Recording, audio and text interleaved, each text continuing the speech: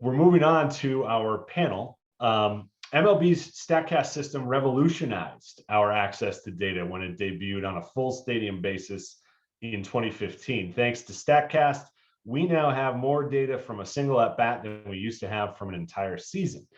Major League Baseball's latest innovation using Statcast technology is FieldVision. Thanks to FieldVision's limb tracking data, fans can now watch plays unfold in 3D from any position on the field. We are joined today by members of MLB's Statcast team for a demonstration and deep dive of FieldVision. Our moderator is Ben Jedlovec. Ben is Senior Director, Baseball Data Platform Product at MLB, where he has worked since 2018. Previously, he served as President of Baseball Info Solutions, managing the company's day-to-day operations and data collection efforts.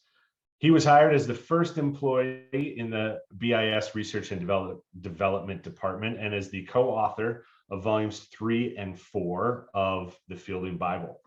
Joining the panel are Joel Feinberg, Senior Product Manager at Major League Baseball, Clay Nunnally, Baseball Scientist at Major League Baseball, and Sid Sethupathi, Software Engineer at Major League Baseball. Do you guys know where they work?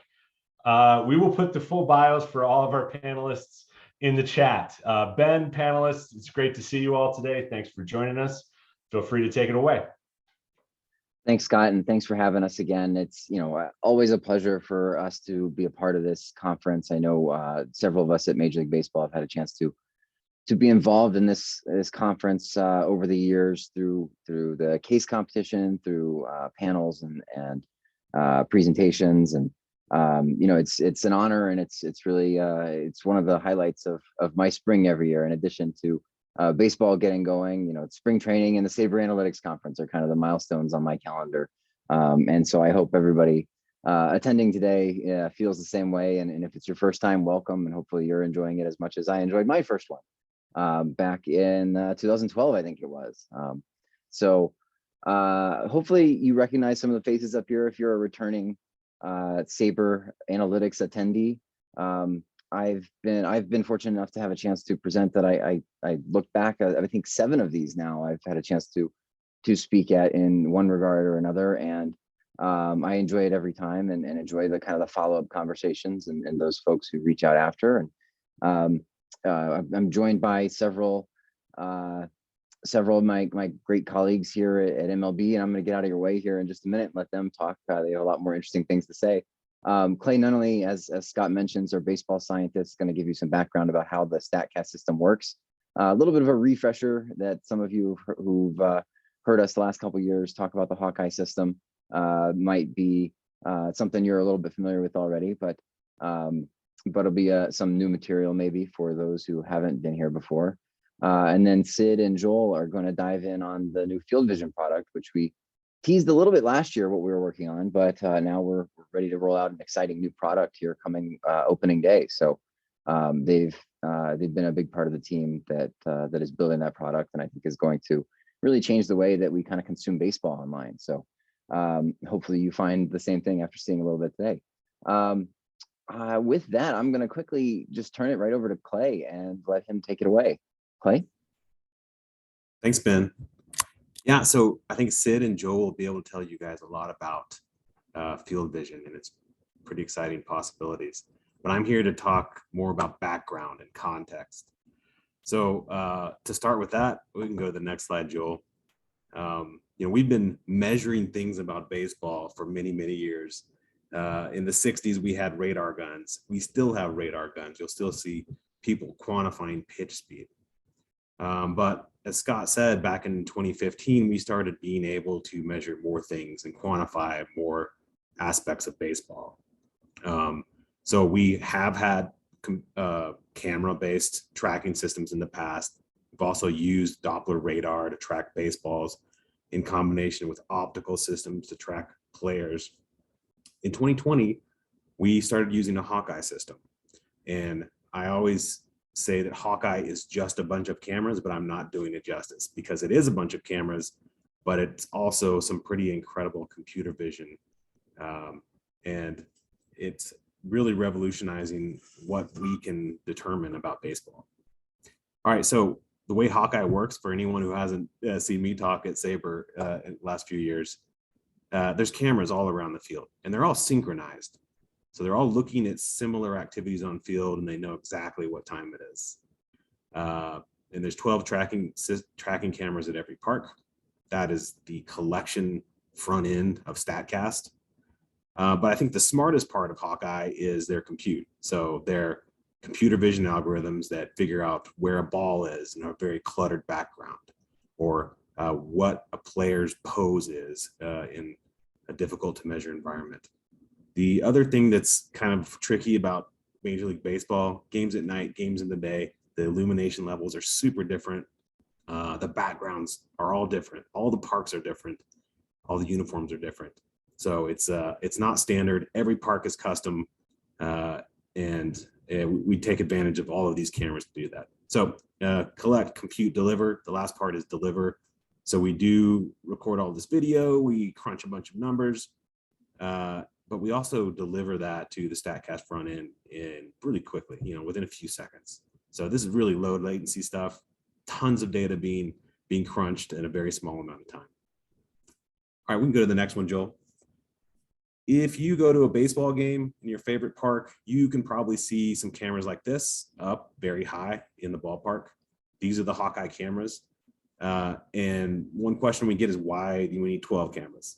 So one reason is focus. So we can and actually do have a camera that looks over the whole field and can see everything happening on the field of play. But it benefits us to have more pixel density around areas that are interesting, important, or difficult to measure. So for example, pitch to plate is very important. It's also difficult to measure. And the more pixel density we can have on those events increases our spatial resolution. The other thing that's difficult is occlusions, which means when we get a bunch of players, ball, anything where they cluster and kind of occlude each other's direct line to the camera, that's not super easy to resolve, but the more perspectives you have on cluster events like that, the better you can resolve players, limbs, and activities. So, the typical hardest part to measure is what's happening at home plate, because you've got an umpire, you've got a catcher, you've got a batter, and sometimes you have a really close and cluttered background.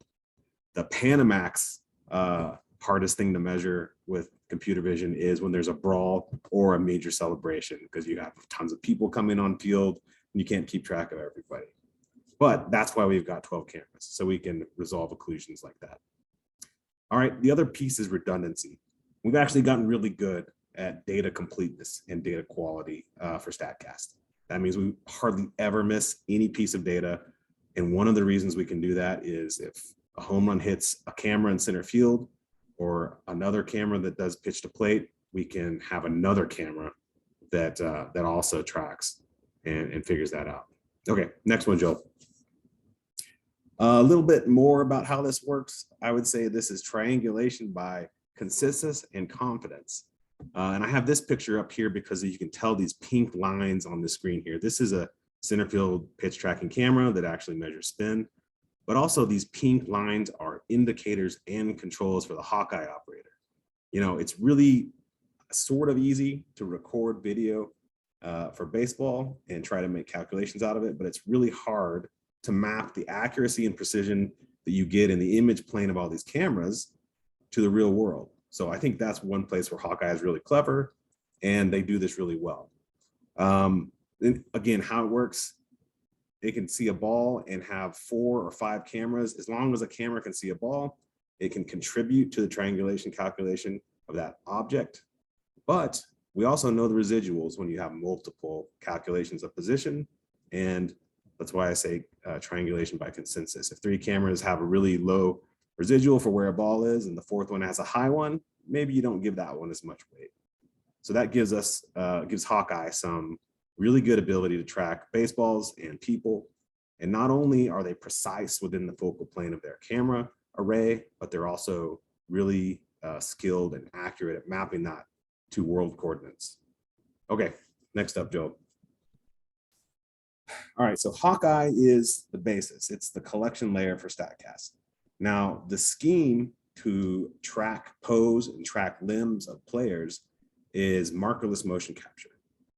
And to reset on that a bit, and I'm sure all the biomechanists that spoke earlier in the session are cringing right now while I try to explain this, but there's a couple of different ways to track motion for humans.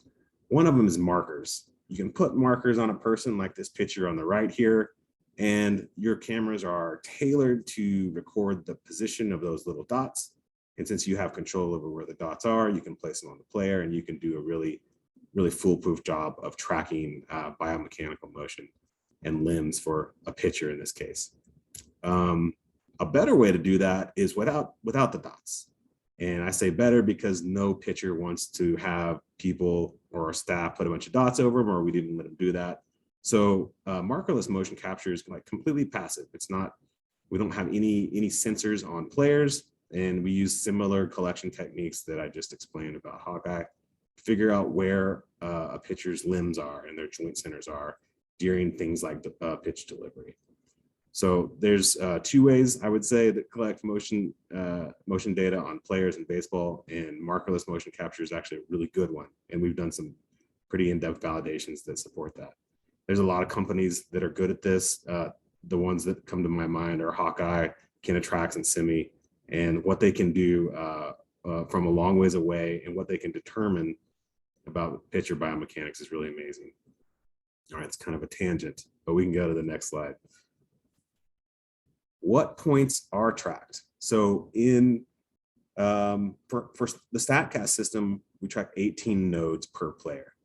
And these are at least things that are calculated by the markerless motion tracking algorithms that help us understand the motion of players when taken in aggregate. So I'll say joint centers or nodes, and basically we get X, Y, Z, and T data for all these nodes, but you put all that together and you can get some even more important things. And it really tells you how amazing these athletes are, but also what they're doing in really critical plays. And there's a list of them here. So Joe, we can go to the next slide. So yeah, what can you measure with pose tracking data, biomechanical data? And I've got a bunch of illustrations to the right that these are all terms that are taken from the biomechanics meeting earlier today. But all of these things are tools to help, actually to stop for a second, your favorite team has a biomechanist on staff, most likely, and they're helping performance of players for batting, pitching, fielding, throwing, everything you can think of. And for example, for pitchers, there's a lot of value in being able to have a reproducible delivery and being able to make the ball or the pitch look the same regardless of which pitch type it is. But it also gives you some context around performance. So what does this, these things that are indicated on screen here aren't numbers, they're waveforms. And every pitch has a new waveform, and you can overlay them and understand consistency, repeatability. So not only can you see that within a game, within an outing, you can see that from going back to a year ago. What was this pitcher's biomechanical signature in spring training for this particular component? What does it look like now? How has it changed? It also gives at least some contextual data around injuries. And if we can even minutely reduce the amount of pitcher injuries, it's super valuable for the league, for teams, for players, for everybody. So the way you collect that data is this limb tracking data. And it's super useful for pitchers, but it's also available for every player on the field. All right, we can go to the next one, Joel. This is something, and you can play this video. This is something I show a lot because I think it's a really clever way to combine biomechanical data with ball tracking data. And you can see here, there's a pitcher, and you can see this traces here are the persistent traces of some joints in the throwing arm. And you combine that with ball tracking data, and you can get really accurate pitch release points, but also using a fairly low frame rate camera. So when you collect all of this data with the same system, the same clock, then you can combine it and figure out things you couldn't with just biomechanical data, just player tracking data, or just ball data. All right, we can go to the next slide. All right, so what does pose tracking look like in action for every player on the field? This is a really early demo, but you can see these green skeletons that are indicating position of limb for all these players. And like I said, there's no sensors on the players. This is all markerless motion capture. You can see exactly what I think is interesting is you can see, reaction times for fielders. You can also see what everyone's looking at before the game or before the play. So there's, a ton of cameras that are collecting this data, and it's foundational. I've told you a little bit about, how Statcast got to this point. But I think even more interesting is how can we use some of this stuff, and how can fans and consumers get their hands on this data? So with that, I'm going to hand it over to Sid Sethupathi and Joel, who will take you the rest of the way on MLB FieldVision. Thanks, guys. Thanks, Clay. Next slide. Joel, thanks. So taking a step back, in 2015, the Statcast system had a lot of huge improvements. And one of those improvements was the ability to track players on the field. So in our data set, we now had center of mass positions for everyone around. And in 2015, one of our engineers built a prototype to sort of visualize this data that's you kind of see in this video. But the problem is looking at these yellow and white blobs move around the field isn't the most compelling visual experience. So this remained a prototype in our prototype test, but a lot of the core principles that we kind of figured out in this prototype have found their way into the FieldVision development process. So one of the big ones being the ability to move that camera wherever you want. Having a free perspective has been one of the core tenets of FieldVision from day one when we've been developing it. And you can really see that in action here in these videos and images. On the left and right images, there's the camera tracks that show where you can possibly go with that camera. And really it's anywhere, because when we recreate this 3D scene in a 3D environment, we can move that camera wherever it goes. Also, the prototype shows that a visualization like this can be kind of a natural landing spot to marry all the tracking data we have for a given play. In this example, you can see not only where the player is at a given time, but where they came from and the routes they took, and really see that kind of tact planning that they're having to do. We can also marry in different ball data, so you can see pitches and hits and throws and see how that kind of fits into the context of the play. And then finally, you can take any Statcast metric that we provide and bake it into the play and give more context to it. In this image, we show things like ice velocity and launch angle, but you can do anything from sprint speeds to catch probabilities and really bring all that together in one core experience. So next slide, Joel. Now, if we fast forward 5 years, we first started seeing that post-tracking data that Clay mentioned in 2020. And the first step was to take that prototype out of that prototype test and change the data from using center of mass to using that pose data that Clay mentioned before. And this took the form of the image on the left, which is an internal tool called Scout. And this is a pretty basic rendering. We just took those 18 joints that Clay mentioned and then drew lines around the corresponding joints. And now you have a human-like figure running around the field. Internally, many of us fell in love with those stick figures, but through a lot of user testing and fan feedback, we figured out that people didn't want to look at stick figures. They wanted something that was a little more realistic. So a lot of our development effort last year, and I spoke about it last year at SABR 2, was trying to figure out how do we go from those stick figures into a moved rig that you're seeing on the right side. So ultimately last year, during the postseason, we launched a small beta that took our internal tool and made it publicly facing for fans to interact with different plays in the postseason, fly that camera around and see different ways they want to view the play, all using that same underlying core post-tracking data. In between all of these sort of interactives, we also explored the possibility of using some of these produced clips to drive storytelling on MLB.com and also on MLB Network.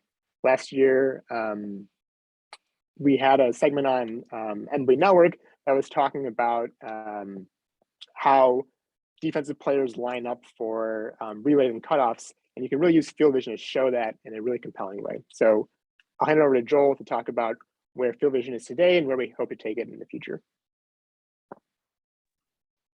Thank you, Sid. Moving right along. So as Sid mentioned, this has kind of been a 5-year process to kind of get us to this point. And I actually am just joining the team over the last 3 months. So I get the great gig of coming on and kind of seeing it be launched into the public for the first time. But these are some of the new features that we're going to be having for FieldVision for opening day just here in a few weeks. So on the left, as Sid mentioned, one of the biggest pieces of feedback that we got around our early betas and models was that the stick figures were, as much as we love them, didn't actually jive with what most fans wanted. So we're going to have a bunch of great updated visuals that you can kind of see on the left. Better player models, better umpires, better stadiums, most importantly. And I wanted to call out, we've actually been working with the Major League Baseball gaming and VR division to kind of help us with this, because it's something that we didn't have as much experience with, but obviously was something we can lean on their experience in this space to improve our product on the FieldVision side. Other cool things that I think we'll be having, or other things that I think are cool, are accurate sunlight positioning. So when the game starts, the sun will be in the right position and the shadows will look real, and you can kind of see their ball trails and an interactive strike zone as well.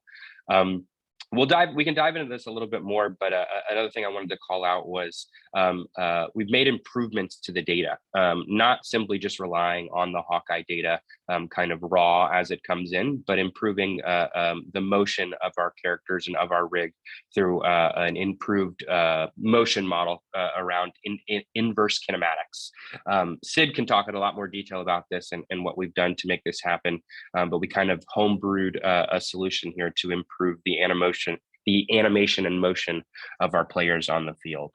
And then another big change that we're going to have for opening day is really around live streaming data. With our postseason beta last year, we packaged up plays and kind of in a replay or highlight kind of package, serve those out individually. Come opening day, you're going to be able to log in to MLB.com and watch the game live in FieldVision, and obviously zoom around the field from any camera angle, leaning into that core tenet that Sid was talking about earlier. So we're very excited for some of these things that we're going to have for opening day.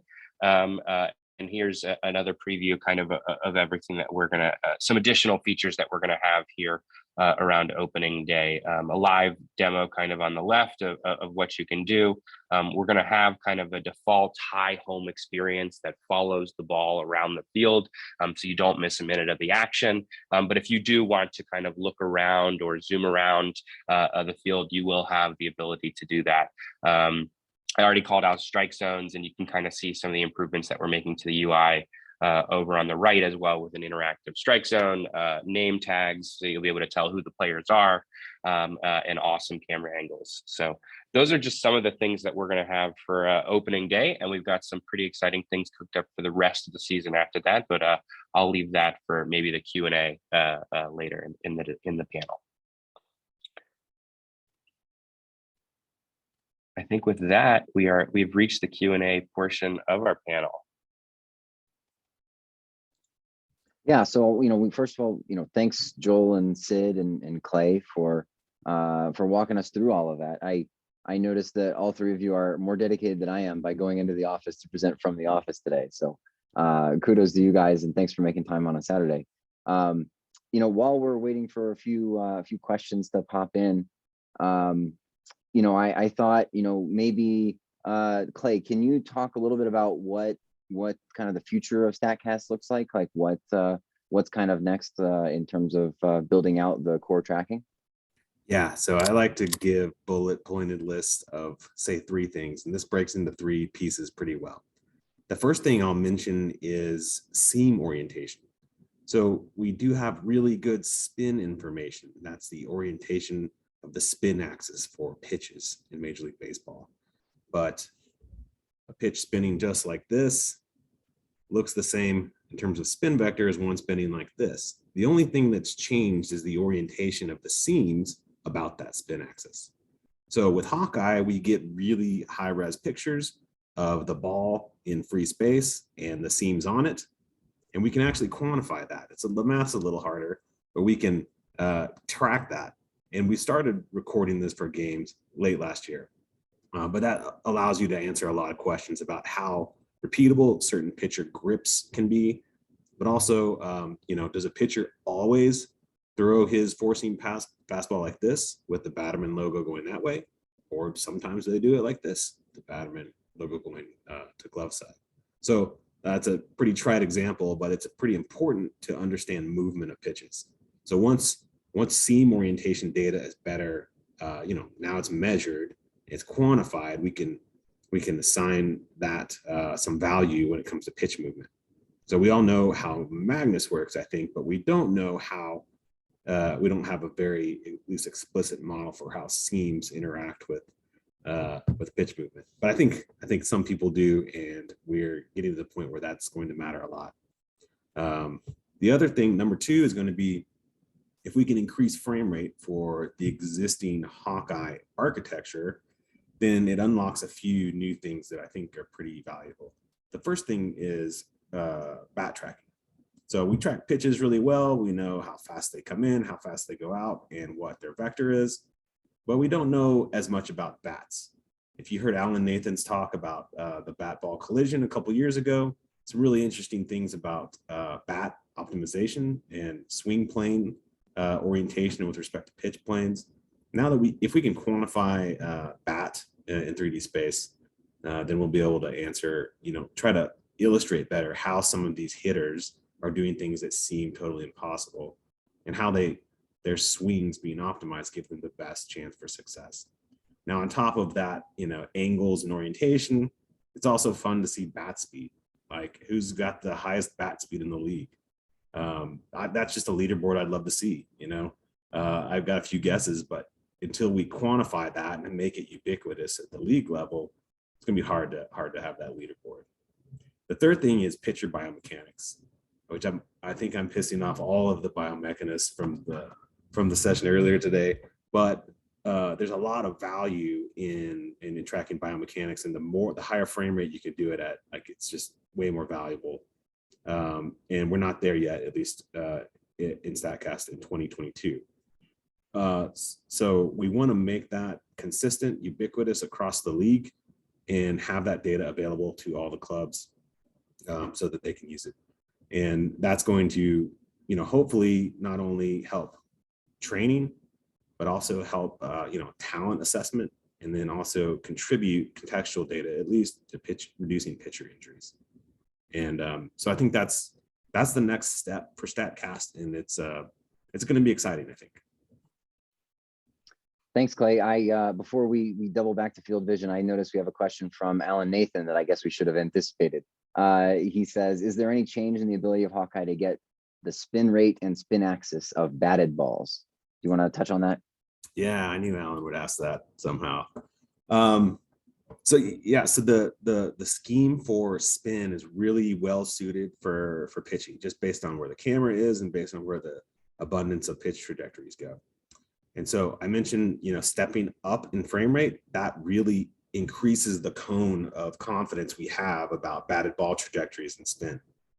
So the more spin rate, the more frame rate we have, the better we'll be able to quantify hit spin, because the hit trajectory will stay within the spin camera frame for enough pictures so that we can actually get a good solution on spin and on spin vector for the batted ball.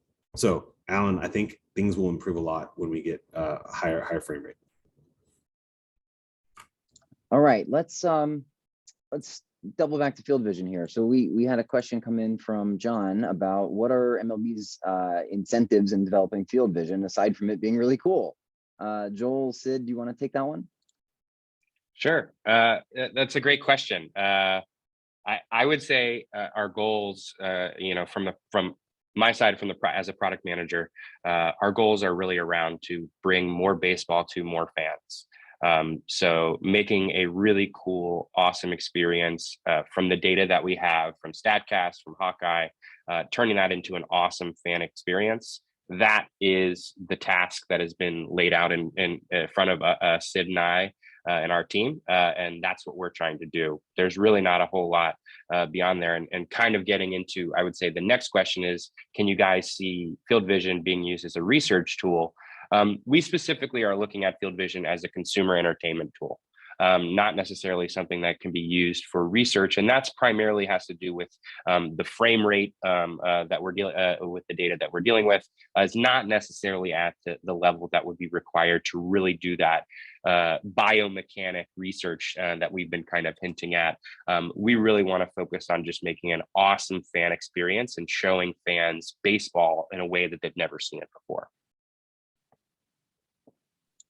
But I'll add that I think that's a great question, though. I think there's, similar sorts of visualizations could be used for research, right? And that's something that we talk with the clubs about and get some feedback from them as well, and could lead to follow-up products and such that we'll have to consider. So feedback like that is great. Sid, anything to add on that front? No, I think that covered it well. Really, again, going back to the consumer-driven side of this. Really back to that core tenet, it's really just being able to see the baseball game from wherever you want to see it and have that control and be able to view that story the way you want to view it. So I'm really excited to be able to bring that to fans through something like this. All right, we've got a question from Cody Williams. The Braves recently announced their metaverse environment. Is this technology incorporated into the metaverse where the views and fans can interact with the live stats? That is a great question, Cody.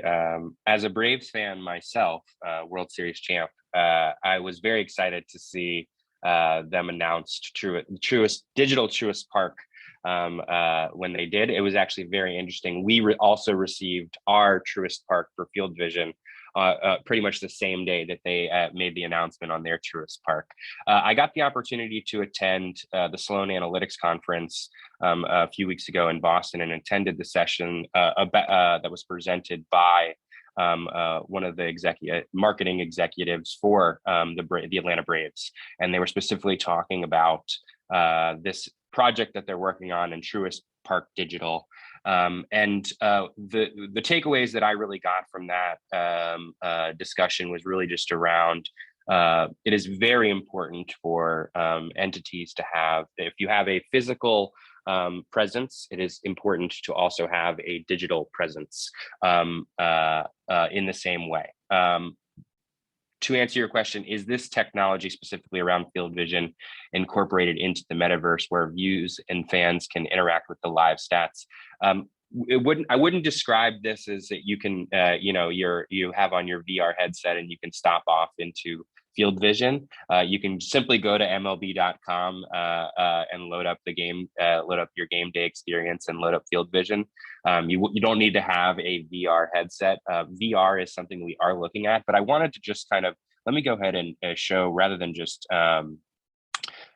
showing a video, show you all like a live demo of FieldVision. So this is streaming data from last year in the NLCS, the Braves versus the Dodgers. Unfortunately, at this point in time, it looks like the Braves players are wearing Dodger uniforms, and it looks like our pitcher, Julio Urias, is wearing a Braves uniform.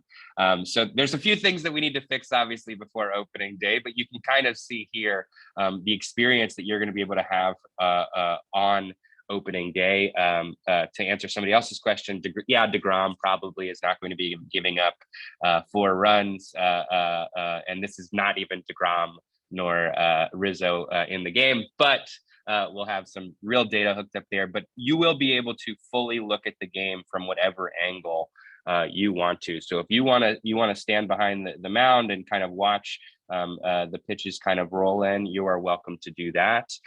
We are also going to have, I think, a really cool batter cam, which will kind of be behind the home plates, that you can really kind of see the curve of the pitch kind of come in. And then also, I think it's really cool when they hit a home run, following them kind of around the bases is also something that I think is pretty cool. So at this point in time, we don't have a VR aspect to FieldVision, but maybe previewing is something that we are thinking about. It's definitely something we're looking at. Hey, Joe, can I add on to that? So you mentioned the park models you have here, and I think it's a great opportunity just to point out, you can, pick your perspective in field vision. And one thing that I've never been able to see is how batter's eyes work at different parks. So if you put your perspective in the batter's perspective, then you could see exactly how the batter's eye works well for certain pitchers or works poorly, and how that varies by park. So if you're into like minutia about ballparks, that might be something that could be of interest to some people like me. Absolutely. I've been watching a lot of Ron Washington, the third base coach for the Atlanta Braves, and just keeping the camera focused on him and kind of seeing the way he's waving people through and all of his crazy actions over there. So yeah, it's going to be great to be able to see things that maybe the broadcast wasn't able to pick up just because of the limited cameras and the operators that they have available there. We've got our 12 Hawkeye cameras always watching everything, and hopefully they're able to pull in that data and you're going to be able to see the game from any angle. Oh, looks like Adam Duvall hit another home run.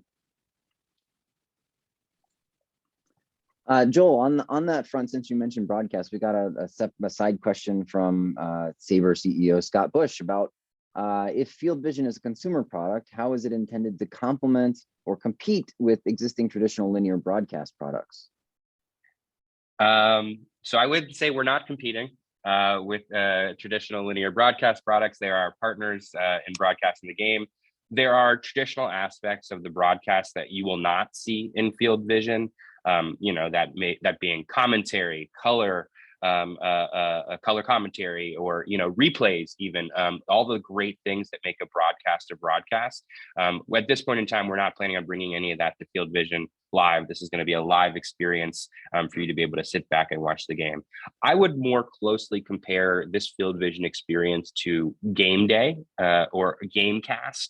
I'm sure everyone's familiar with, if you're not able to watch the game on television or stream the game, you might pull up the game on your favorite sports site, and you'll see the 2D batter with the strike zone kind of next to them. Our feeling is that this is going to be a much more rich experience to be able to give those fans that are following the game and not necessarily watching it more insight into what's going on in a better, more engaging experience. So definitely not competing with broadcasts. We look at them as our partners in all this, and we hope that they'll be as excited about this as we are. Sid, we had a question here from Mark Tony, in addition to a comment defending Jacob deGrom's honor. How long did it take to develop? Do you want to speak to that? Yep.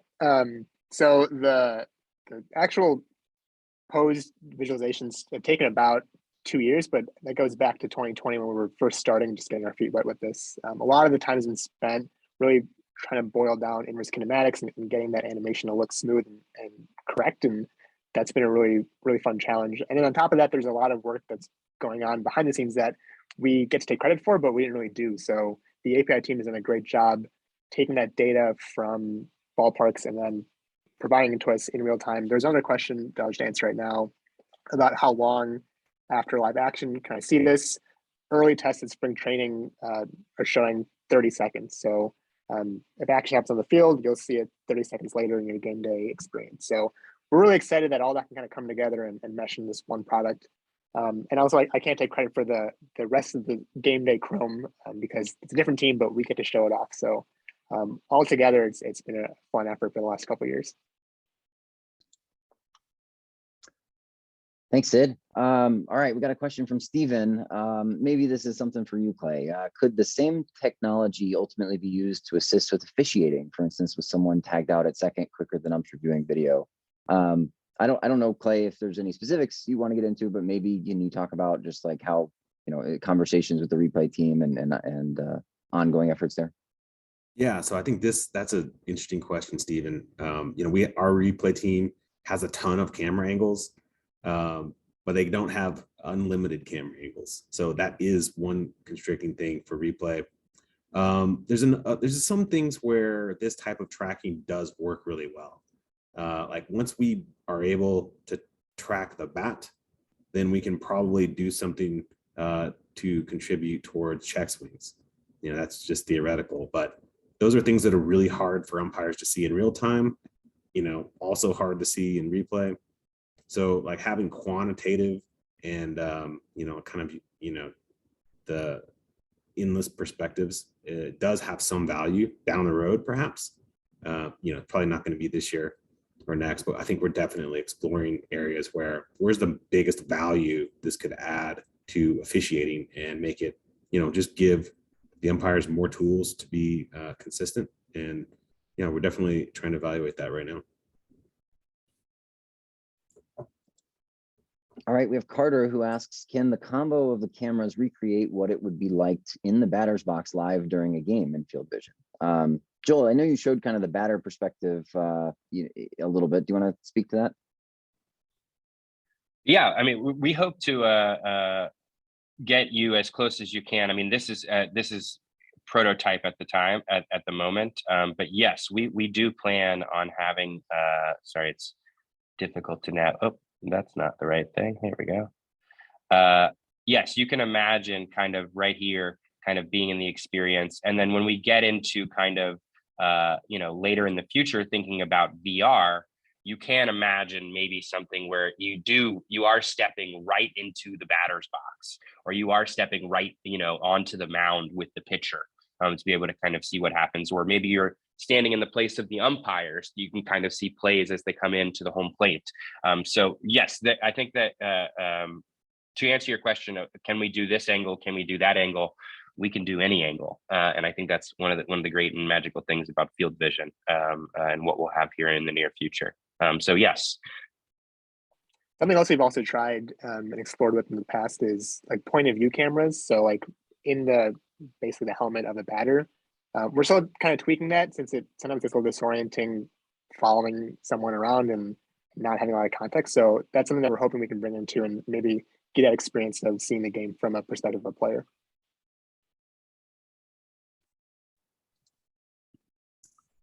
All right. Tom Henderson says, thank you so much. I can't wait to try this out. Thank you, Tom. Keenan asks, maybe this is for you, Clay.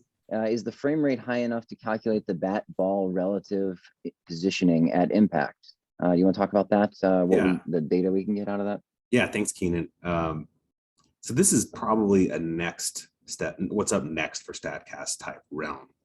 Now, right now we track balls really well, and we can tell the angle the ball came off the bat, direction, launch angle. That's fairly simple, but it's harder to figure out where the ball hit the bat in relation to the bat's sweet spot. And this is, I think, a complex thing that I've always wanted to know better about. And the frame rate we have Statcast at right now, it's probably not great for that.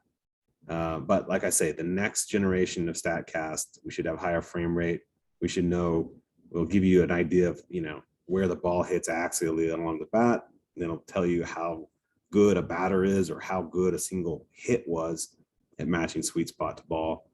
And that's something I can't wait to see, because that's like one of the biggest unknown, unmeasurable things that happen in baseball right now is, where on the bat did that ball hit? The batter can feel it. The pitcher could probably hear it, but we can't quantify that super well right now. But that is, I think, the next step. Thanks, Clay. We've got Richard Frank with two questions that are split here, but one is, will there be announcers and or sounds of the game? Go ahead, Joel. You want to take? It is definitely something. It's something we are interested in, and we are looking at. On opening day, we're not going to have sounds of the game, and we're not going to have any broadcasters in there. But it is something that we are looking at.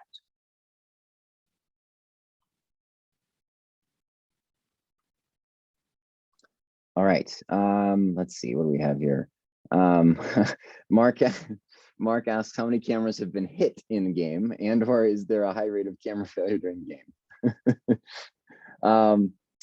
Clay, I'm trying to remember if we've actually had a camera hit. Yeah, we've had camera 12 in center field get hit at Boston. So yeah, one thing that's interesting about this camera is being set up at every park. There's a lot more surface to attach things to that's close to the field in places like Boston and Wrigley. And then there's other parks that, were built for other sports as well as baseball that don't have things super close to the field. So these cameras have got to work 500 feet from home plate, much closer to home plate. And yeah, we've had cameras get hit, and we try to have people, realign them and fix them if we can during breaks. But camera failure is fairly rare, but it has happened. So that's why the redundancy of multiple cameras is super valuable. We don't want a single outage or a single fiber breakage to result in losing a bunch of data for a game. And having multiple nodes of cameras really helps us attain that completeness of data. All right, Kane asks, given that the data is coming from Statcast is revolutionary and brand new to the game of baseball, could the technology be used to somehow run accurate and in-depth simulations of games? How could this be implemented in player evaluation and development? Any thoughts on that, guys?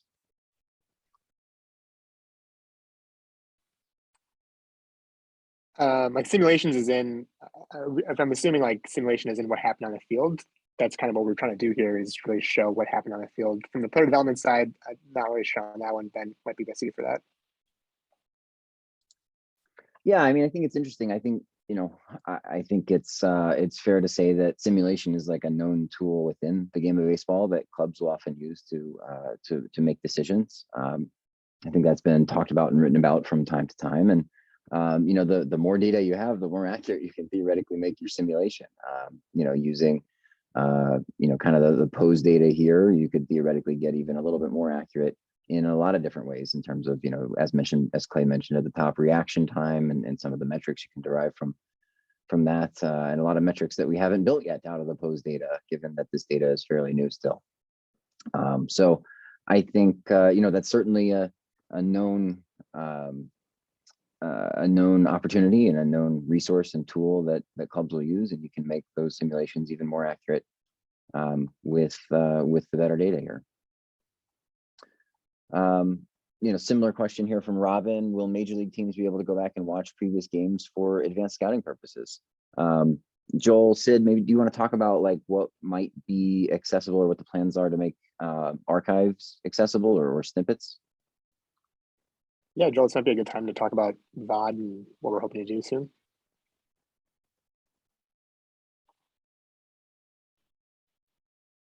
You're muted, Joel. I'm muted. That's why you can. Yes. I think it's a good time to maybe talk about that. Yes. So will teams have access? Will you have access to this as a fan? I think is a better question. And the answer is yes. In some capacities, we're still trying to figure out what exactly that looks like. But you can imagine in your game day experience, if you want to go back and see Aaron Judge hit a home run, you're going to be able to watch the broadcast highlights. In the way that MLB cuts them up today. And then there'll also be an option to watch the same play in FieldVision. So you'll be able to kind of see those things and interact with the play in the same way, where you'll be able to see the play from any angle, move the camera around, and we're also looking at other cool things. Being able to turn it on and off certain visualizations to make that a cooler experience. Kind of this gets into one of the other questions. We're also hoping to bring kind of FieldVision out from this kind of beta experience and expose it to as many fans as possible. So we have some big fans internally on the web's MLB.com side of things, as well as at MLB Network, who were excited to use the stick figures, and upon seeing the new player models that we have and everything, are even more excited to kind of show this off. So we're hoping that you're going to start to see FieldVision in more and more content across MLB channels early in the season. You can always make things better and better on the animation and simulation side of things. So we'll be looking at ways to kind of continue to improve our animation engine that kind of runs everything. I already mentioned VR earlier, something else that we are exploring and figuring out. And then kind of my FieldVision. So you can imagine right now we are supplying the uniforms and the stadiums and everything. But maybe one day you'll be able to play watch the game on the moon, and you'll be able to have the Teenage Mutant Ninja Turtles be the players on the field. Or even better, maybe you'll be able to upload, kind of a picture, and you'll be able to have your own model on the field playing baseball. So those are just some of the things that we're looking at in the future. And obviously we'll be taking a look at all the feedback that comes in as soon as we launch live as well. Yeah. Awesome. Thanks, Joel. We got a question from Jeffrey Brover. Hi, Jeffrey. This is awesome. I'm curious, is this something MLB plans to eventually bring to the minor league level? TBD. We're trying to get through opening day and really, we're excited to get this launched out to fans and let fans start interacting with this. And, I think the roadmap beyond there is still up for grabs. It really depends on how the feedback goes and how fans interact with it on opening day. And then we'll figure out whether that means making the major league product better and incorporating more features, or if that means adding tracking systems and bringing that down to other levels of baseball. We got a question here from Sam, who is very perceptive. He says, have you all been in contact with the creators and developers of MLB The Show as you developed this? Obviously different products, but there are some similarities, and I wonder if a partnership there would be beneficial. Thoughts? Joel, I think you mentioned the partnership with the gaming team on this. Do you want to speak to that? Yeah, so we have internally a gaming and VR team here at Major League Baseball, and they worked, on RBI baseball, our MLB VR experiences, as well as partnering with San Diego Studios, I believe, who is the primary producer of MLB The Show. We have relied on our gaming team, and they've obviously been in contact with MLB The Show. I would say that there's a big difference in what we're trying to do and what MLB The Show is trying to do just around the underlying technologies. So the MLB The Show and video games on the whole are driven by a video game engine, typically done, on a console and on your TV. What we're trying to do is we're trying to deliver this experience through the web and on your mobile device. So there's a lot that kind of goes into those different types of technologies and what we can do with the available web technologies that we have. So some of the things are translatable. For instance, in our 2D version of Game Day, the backgrounds of the stadiums and the players themselves, we actually do work with Sony on those to get those from the MLB The Show. For the 3D side of things, it's just a little bit different, but we are trying to use as many shared assets between our friends in gaming and FieldVision as we possibly can. Another thing to note is on the animation side, for video games, they typically take a lot of market motion capture data to produce sort of swings and runs and things like that, and really have that look really perfect because they've driven that and built that around a high data set of marketed motion capture. What we're doing is just taking marketless motion capture and then trying to animate that in real time. So we don't want to get too in the weeds of correcting based on other data sets, because then you lose some of the nuance that we get really excited about showing on the field. So some of the animation techniques are a little bit different. We're still working through what the best balance is on that, but we're definitely in chats, like Joel said, with some of the gaming producers. So kind of along similar lines, we have a question here from Jacqueline. If this is streaming essentially live games, why is the picture generated like a video game instead of showing the raw footage directly captured by the cameras? Joel, Sid, do you guys want to talk about this a little bit? Sure, I can talk about why is it currently like this, and Joel, maybe you can talk about what's coming next. But in terms of why it's looking like a video game, the data, as Clay mentioned, is we only have 18 points captured on each person. So because of that, even though Hawkeye is capturing video of everything, their output is really just a data set that's 18 discrete points per player XYZ over time. So with that data, we have to then translate it into a rig that gets moved and animated like a video game. So that's sort of the limitation we're currently at in terms of showing what that actually looks like.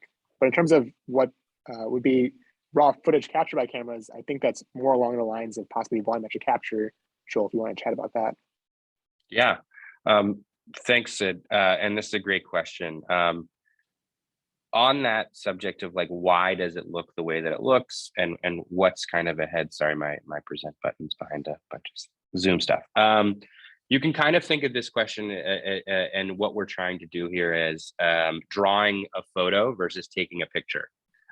So what we're currently doing with FieldVision is really drawing a photo. So we have all these data points together, and Sid and team are putting together this whole 3D environment. With this new technology called volumetric capture is instead taking pictures with hundreds of cameras around the field, around the court, for instance, and are piecing that together to kind of give that more photorealistic view of the players and of the action than of what we're trying to do on the 3D simulation side of things. Similar kind of value in that you're able to kind of position the cameras and see things that you in a way that you've never seen them before, but obviously with the added improvement of being able to kind of have a different level of visual fidelity. This is an example of Unity. They're one of their products around volumetric capture, specifically around UFC. And you can kind of see here, it looks obviously, it still has a look of kind of video gamey like, but it's obviously a lot more photorealistic for what they have here. The NBA actually has implemented this in a few different stadiums. You might have heard of the Netiverse, which is in Brooklyn, the Brooklyn Nets. Just this past week on ESPN Plus, they broadcast the whole game in court view. So the entire game was kind of shot and displayed here in this volumetric capture kind of motion way. So this is something that I would say we are looking at and exploring to see how it could possibly be applied to baseball. But we think that this technology is pretty new, and we're still figuring out exactly how we can turn this into the best fan experience.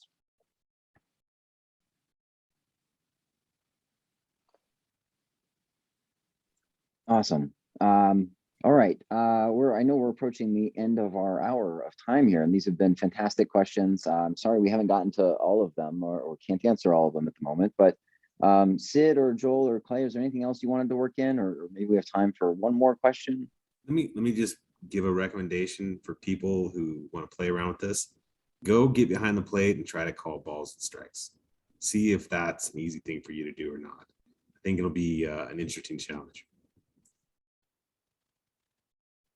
We do have the strike. We have the strike zone there, so it's not totally fair. Can you turn that off? not yet, but maybe we'll get there. Excellent. All right. Well, let's wrap it there. Scott, do you mind if we turn it back over to you? Are you able to take it away? Yes, that's great. Thank you guys so very much. That was fantastic to see. I can't wait to see the product on opening day and the improvements that you guys make over the season. It was really great to get a sneak preview of that. So thank you.